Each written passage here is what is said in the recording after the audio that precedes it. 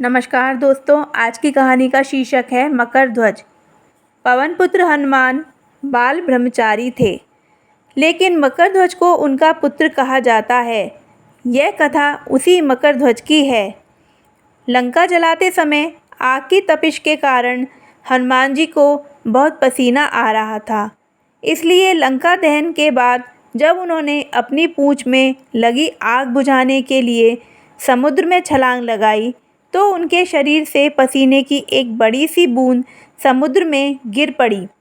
उस समय एक बड़ी मछली ने भोजन समझकर वह बूंद निगल ली। उसके उदर में जाकर वह बूंद एक शरीर में बदल गई। एक दिन पाताल के असुर राज अहिरावण के सेवकों ने उस मछली को पकड़ लिया। जब उसका पेट चीर रहे थे, तब उसमें से बानर की आकृति का एक मनुष्य निकला। वे उसे अहिरावण के पास ले गए। दैत्य अहिरावण ने उसे पातालपुरी का रक्षक नियुक्त कर दिया। यही बानर हनुमान पुत्र मकरध्वज के नाम से प्रसिद्ध हुआ। अहिरावण रावण का भाई था। एक बार वह रावण से मिलने लंका आया। उस समय राम रावण युद्ध हो रहा था। तब रावण की आज्ञानुसार अहिरावण राम लक्ष्मण का अपहरण कर उन्हें पातालपुरी ले गया। उनके अपहरण से वानर सेना भयभीत व शोकाकुल हो गई। लेकिन विभीषण ने यह भेद हनुमान के समक्ष प्रकट कर दिया। तब राम लक्ष्मण की सहायता के लिए हनुमान जी पातालपुरी पहुँचे। जब उन्होंने पाताल के द्वार पर अपनी मुखाकृति वाले एक बानर को देखा, तो वे आश्चर्यचकित रह गए।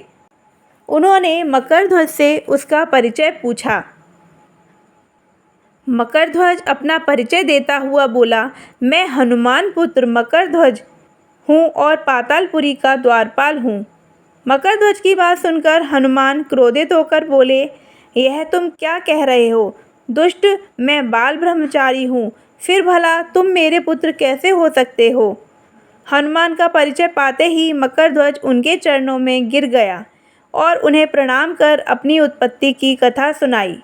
हनुमान जी ने भी मान लिया कि वह उनका पुत्र ही है, लेकिन यह कहकर कि वे अभी अपने श्री राम और लक्ष्मण को लेने आए हैं।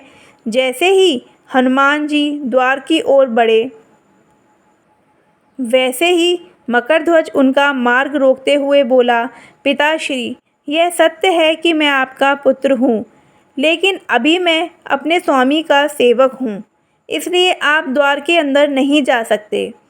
हनुमान ने मकरध्वज को अनेक प्रकार से समझाने का प्रयास किया, किंतु वह द्वार से नहीं हटा। तब दोनों में घोर युद्ध शुरू हो गया। देखते ही देखते हनुमान जी ने उसे अपनी पूंछ में बांधकर पाताल में प्रवेश कर लिया। हनुमान जी सीधे देवी मंदिर में पहुँचे, जहाँ अहिरावण राम लक्ष्मण की बलि देने वाला था। हनुमान को देखकर चामुंडा देवी पाताल लोक से पलायन कर गई। तब हनुमान जी देवी रूप धारण करके वहाँ स्थापित हो गए। कुछ देर के बाद अहिरावण वहाँ आया और पूजा अर्चना करके जैसे ही उसने राम लक्ष्मण की बलि देने के लिए तलवार उठाई, वैसे ही भयंकर गर्जना करते हुए हनुमान जी प्रकट हो गए और उसी तलवार से अहिरावण का वध कर दिया। उन्होंने राम लक्ष्मण को बंधन से मुक्त कर दिया। तब श्री राम ने पूछा, हनुमान, तुम्हारी पूंछ में यह कौन बंधा है? बिल्कुल तुम्हारे ही समान लग रहा है, इसे खोल दो। हनुमान ने मकरध्वज का परिचय देकर उसे बंधन मुक्त कर दिया। मकरध्वज ने श्री राम के समक्ष सिर झुका दिया। तब श्री राम ने मकरध्वज का राज्याभिषेक कर उसे पाताल का राजा घोषित कर दिया और कहा कि भविष्य में वह अपने पिता के समान दूसरों की सेवा करे। यह सुनकर मकरध्वज ने तीनों को प्रणाम किया। तीनों उसे आशीर्वाद देकर वहाँ से प्रस्थान कर गए। इस प्रकार मकरध्वज हनुमान पुत्र कहलाए।